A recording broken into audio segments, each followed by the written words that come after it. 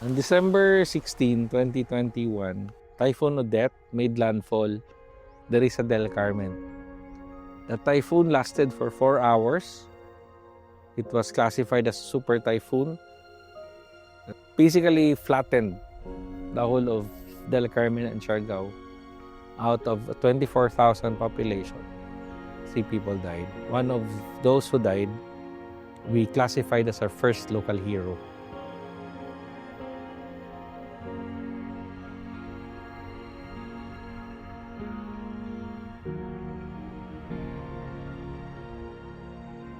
Di na kayo nagawa na ako pamilya dito sa gym. Nagpadyagan ko lang dito kamo sa kuhan, bakwisyon. Para na ma-safety ka mo. Tapos nagkuiba na naman sila dito kay nawasdak mo ng gym. Delikado na mas para dyan pa kung direct pa sa bayay kaya di man ta mauno. Kaya na mo pagbayaya na po bubong dito mo sa nahulit sa kilid. Pagkadto na ako sa Barangay Halian, kadto mi, nagdala kong tubig, pag-abot na mo dito, not a single life was lost. This is the first miracle we saw. Akong yunhon at that time is how to help the community to recover from Typhoon Odette. So we nakalikom around 200,000. So we help the community and then a lot of NGOs na akong na-meet and especially dito ang Sea Movement. Balik na mo diri sa kaob. Dura kayo nakakita gihulugang bomba. Nag-aso-aso, anak. Duha ang namatay. One of the things that saved them was the seawall na among gi-construct. So that was our second miracle. Pag-abot sa lunok na taas ng dagat, abot na diri. Pwede na itong dagat. Nanlango yung kasi kami dito, ng diagat. Para kayo masafety ba sa... Pero amor ba ito, last na ba ito niya na. Pagbalik na mo diri, dito mi matun nga tumig tubugon, where we had a school and daghang kay bata kay it's a resettlement site sa itong mga nawad ng balay. There we got the news nga murag na isa namatay and the reason for his death was we're trying to save 100 children, move them to a safer space. And on the last attempt to save one more life, kipahulman niya ang iyang helmet sa motor. Mamo na ang practice pag mag-rescue ka. Kaya nadami daghan maglupad-lupad nga debris. Pawam niya sa katata kay rescue pod, wa na say helmet. Naigo siya sa kuan. But you know, he lost his life but he made sure 100 others would live. And he became our very first local hero. Nakita nila giunsa pagpahunong sa atong kabakawan ang wave energy. Mao na ang storm surge. Taas maging ang dagat, di man nato mapugnan. Mapugnan nato ang balod. Nawalay balod, sumutaas lang ang dagat. So it decreased the devastation. It decreased our loss of life. All of this consistently nakakumbinsir sa ila na sakto ang among gibuhat. Mabitaw usahay maingon mi para sa Odette na pulo ka tuig ang among preparasyon para sa 4 ka oras nga bagyo.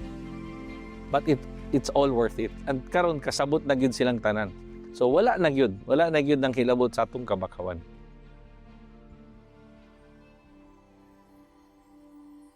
The people and the local here in the island, they're so resilient. And I saw that even after Odette.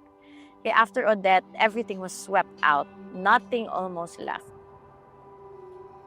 Remember, it was COVID time. Wad ang trabaho, murag, daghang kay problema ba, tapos apilan pa kag ani. But we were able to get through it because nagtinabangay yun. Nagtinabangay. Not just kita-kita diri, kami-kami diri, but tanan, even others who experienced Siargao really helped us. As early as February, ipaablihan na ako ang airport. Let them come.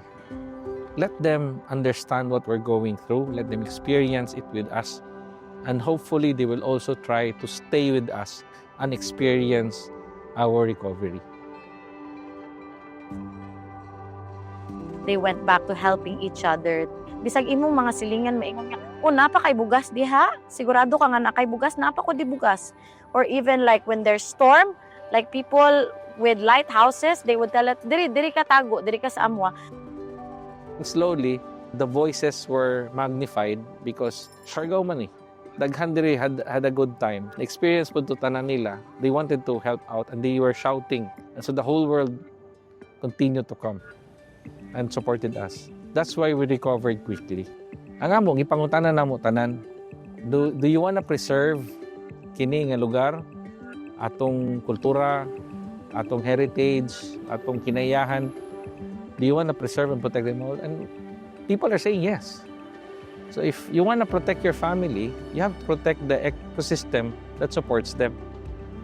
So every day, it's a personal battle to make sure that everybody has equitable access to the opportunities around them. And that's our hugot every day.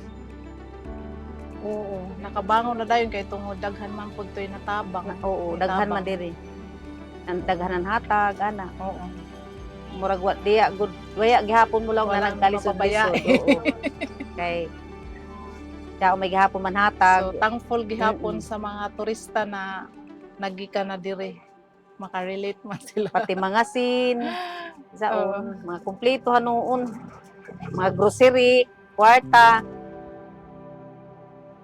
Wala yun ni katapusan. But it's a continuing journey to make sure that we are consistent in our campaign to protect and preserve all that we hold dear, kining mangrove forest, our culture, our values.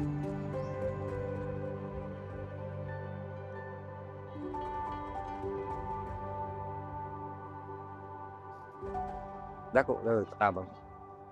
Dako karadyo. Kaya nakita mo namang kuman ko kita.